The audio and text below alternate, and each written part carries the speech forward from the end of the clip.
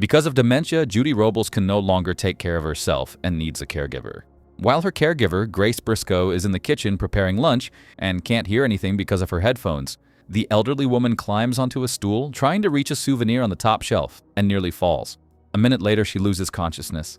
Her adult children, Meg and Noah, come to the hospital as soon as they find out. Diego Vargas, Meg's husband, believes it's time for them all to think about how to handle the inheritance, since Judy is already quite old and has suffered a stroke. Brother and sister enter their mother's room. Noah still hasn't recovered from the flight. He lives in California. Now the decision is theirs, to disconnect their mother from life support or not. The chances that Judy will regain consciousness are almost zero. As the siblings drive through town, Noah notes that nothing here has changed, not in all these years. The local fool, Doug Metzger, who lives in a shelter, still wanders the streets. Meg and Noah arrive at their parents' house to put it in order. The first thing they do is go down to the basement, where all sorts of junk are piled up in boxes. Noah, who hasn't been here in 10 years, is upset to see that his beloved Pokemon card collection has been soaked with water. Even the books are ruined. The pipes leak. Smelling an awful odor, brother and sister break through the damp wall paneling in the basement and find a mummified corpse behind it. They are stunned by what they see. It's the body of their long-missing neighbor, Mrs. Metzger. Noah can't understand how their parents managed to pretend all their lives. Meg suggests it might have been an accident, but Noah doesn't believe it. The main suspect back then was Mrs. Metzger's husband, but with no evidence, he wasn't arrested. Afterward, he became an alcoholic. Even their children thought he was guilty. Meg suggests calling the police, but Noah asked her to think carefully. What will it change, really? 30 years have passed, everyone has long forgotten. The Metzger children moved away, except for Doug, who still roams the streets out of his mind. No one is looking for Patty anymore. Meg insists that they have to call the police. Suddenly, her brother snatches the phone out of her hand. Noah admits that things are bad for him. He hasn't sold a single one of his 4 screenplays, and he has 5 credit cards he can't pay off. That's why he's counting on the inheritance. Unlike him, Meg has a house, a family she wouldn't understand. If they call the police, the Metzger children will sue them for everything. But even setting that aside, it would still be terrible if the truth came out, because then Meg's sons would learn that their grandparents had been criminals. Noah suggests leaving everything as it is. After some hesitation, Meg agrees. She returns home. Diego has already put the children to bed. Meg can't fall asleep and spends the night doing online side work, selling various items, worrying about the family's finances. But that's not the only thing troubling her. Noah stays at their parents' house. Of course, he feels uneasy sleeping there, knowing there's a body in the wall. Meg still can't fall asleep. In the middle of the night, her son Caden, who has diabetes, suffers a drop in blood sugar. Noah feels more and more uncomfortable in the house where he grew up. He rummages through their parents' belongings and finds a gun. Their father had been in the military. At that moment, Meg also remembers their childhood. The next morning, she returns to the family house and asks her brother how they will get rid of the body. Brother and sister decide to do it at night, when there will be no witnesses. If Diego asks, Meg will tell him she was called urgently to the hospital to see their mother. As agreed, that night they wrap the body in plastic, place it in the trunk of Meg's car, and drive far out into the woods where they leave it in the pond of a deep quarry. The most important thing, never speak of it to anyone. The next day, as Meg drives her children to school, she hears on the radio that a bag with human remains has been found in that same quarry. The police are treating it as a probable homicide. When she and her brother arrive at the hospital to visit their mother, Noah reassures her, saying there's nothing to worry about. The body hasn't been identified anyway, and no one will ever connect it to them. However, in the hospital room, they are met by Lieutenant Zell, an investigator from the sheriff's department. She is there to try to question Judy, who can barely speak. Only her caregiver, Grace Briscoe, understands her, but the young woman doesn't like that someone is disturbing the elderly patient. Getting nowhere, Lieutenant Zell turns to Meg and Noah, asking if they know anything about the body found in the quarry. Brother and sister claim they remember little since Patty Metzger, their parents' neighbor, disappeared a very long time ago. Noah casually mentions that they always thought Mr. Metzger had done something to his wife. Returning to the hospital room, brother and sister promise their mother that they will keep the family's secret. Judy tries to say something to them but cannot. The insulin for Meg's son is no longer covered by insurance. She can't afford to pay $300 per vial. Suddenly, the siblings notice a car parked near the house. In the yard, Grace is already waiting, as if she owns the place, sitting in a lounge chair and drinking Noah's beer. From experience, Grace knows that patients like Judy don't survive. She also knows that Judy took Mrs. Metzger's life 30 years ago. The old woman confessed it herself. Noah tries to deflect suspicion, saying it's complete nonsense. But Grace had already seen the body in the basement some time ago when she wanted to call a plumber about a leak, and Judy insisted there was no need. The fact that the body has disappeared now cannot be just a coincidence. For her silence, Grace wants $10,000. She assures them this is a one-time arrangement. Afterward, their paths will never cross again. At first, Noah starts insulting Grace in anger, but it's clear they'll have to play by her rules. Brother and sister finally agree to her terms and suggest meeting at the abandoned railway bridge tomorrow at 3. But Grace insists they meet at a roadside diner instead. After she leaves, Meg tries to figure out where to get the money. In theory, if she empties all her accounts, including the one meant for her children's college fund, she'll have enough. Noah, of course, has no savings at all. He says that even if they pay Grace, there's no guarantee she'll stay quiet or not ask for more. Yes, they can pay her, but they also need to scare her. Noah suggests involving their cousin, Bowdy Geller. He would do anything for their mother, and besides, he has a reputation as a thug. Meg finally agrees with her brother. While she gathers the money, Noah will talk to Bowdy. Seeing him for the first time in many years, Bowdy notes how much he has gained weight. He also asks how Aunt Judy is doing, whether she has recovered after the stroke. But Noah isn't there to talk about life. He explains that Judy's caregiver has accused her of taking the life of a neighbor 30 years ago and is now blackmailing them.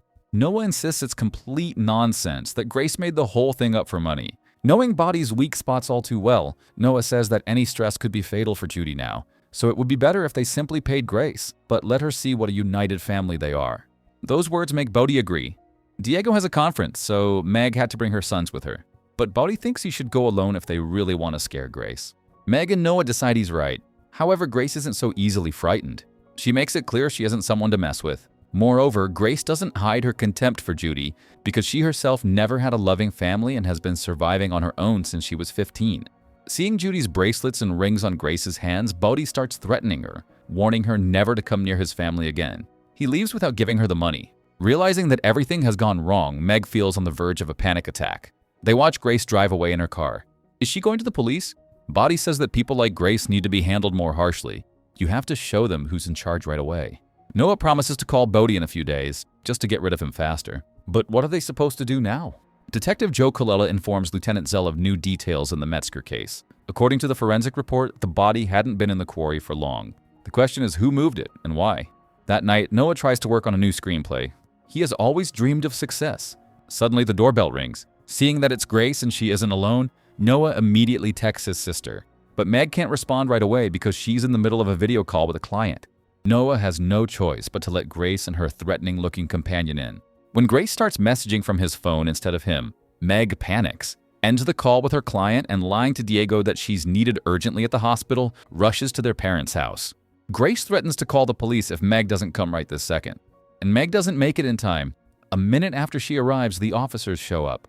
Noah and Meg try to smooth things over, assuring them it's all a misunderstanding. The officers take a quick look around and leave.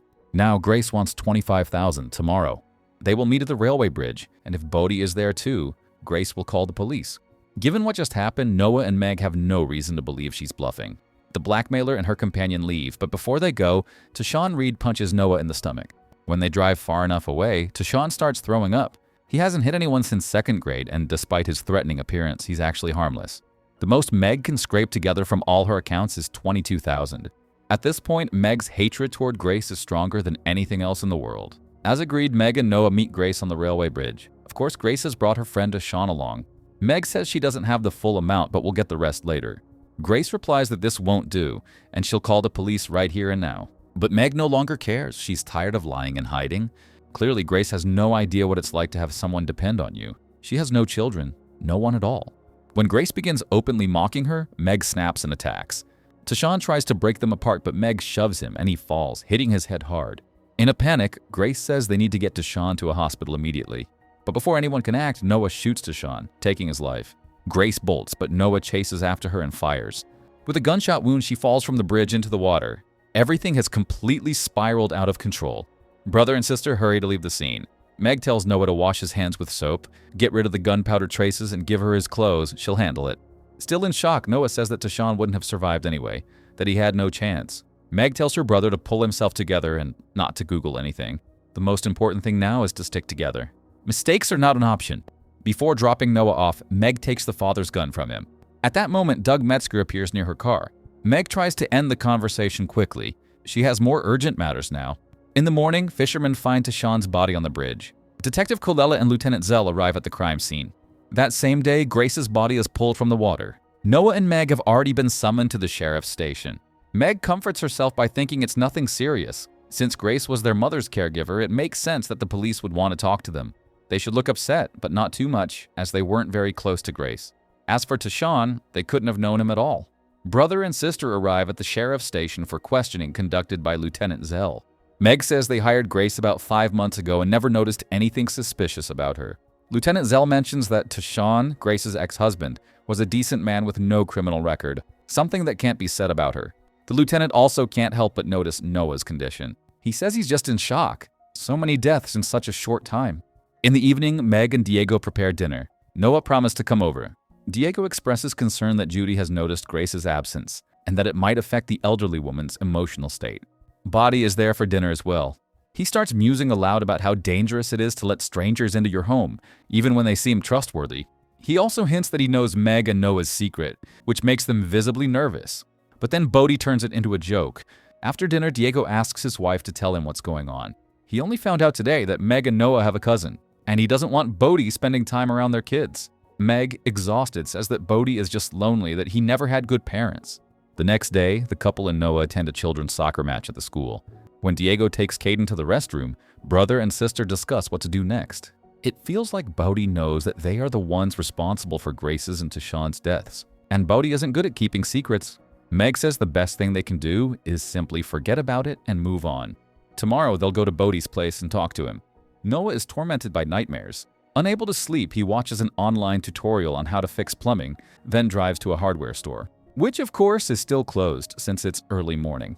Noah waits in his car in the parking lot until the store opens, then buys all the materials he needs to repair the pipes and the basement wall. Later, Noah and Meg arrive at Bodhi's house, suggesting they spend some family time together. While Meg looks around the place, Bodhi shows Noah his collection of bladed weapons and offers to spar with swords. At some point, Noah seriously thinks Bodhi is about to strike him for real. At that moment, Meg appears, thinking the fight isn't a game, and points the father's gun at Bodhi. Noah urges her to pull the trigger. At first, Bodhi is bewildered, not understanding what's happening, and then he runs. Noah grabs one of Bodhi's knives from the collection and starts searching for his cousin through the house. Bodhi, in turn, shoots at him with a crossbow but misses. He's deeply offended that his cousin thought he would turn them in to the police. Noah rushes outside, another dart whizzing past him. Meg fires at Bodhi, but the injury isn't fatal. In fright, she locks herself inside the house. Noah uses the knife to finish Bodhi off. When Noah bends down to check if Bodhi is still breathing, it turns out he's alive. Bodhi wounds Noah, and Meg fires again, then treats the cut on her brother's hand. They bury Bodhi in a field. Later, Meg visits their mother in the hospital. She has already realized that Judy, after discovering her husband's affair with Patty, got rid of her. Judy's husband covered for her. Lieutenant Zell comes again, hoping Judy is doing better and able to answer questions. Meg says she doubts it. The lieutenant reveals that Rolex watches engraved with Meg and Noah's father's initials were found in Grace's car. Most likely it means Grace stole them. Before letting the lieutenant into the room, Meg speaks briefly with her mother. Sensing that something isn't right, Zell tells Meg that cases like those of Patty Metzger, Grace Briscoe, or Tashawn Reed always get solved. It may take decades, but sooner or later the crucial piece of evidence surfaces. Returning to the family house, Meg finds Noah and Doug Metzger playing video games. Suddenly, Meg strikes Doug on the head, and he dies. Noah, in tears, keeps repeating that he didn't mean any harm, that he just needed to share what was weighing on him. He thought that given Doug's condition, the man wouldn't understand anything anyway. Now, Noah only wants to go back to California. Meg firmly says that's impossible. Noah will stay here and live in this house. They will seal Doug's body inside the wall. Soon their mother will be discharged and Noah will take care of her. After her death, he will get a job and continue to look after the house, living a quiet, normal life. But they will never be able to sell it. Their family secret will remain there forever.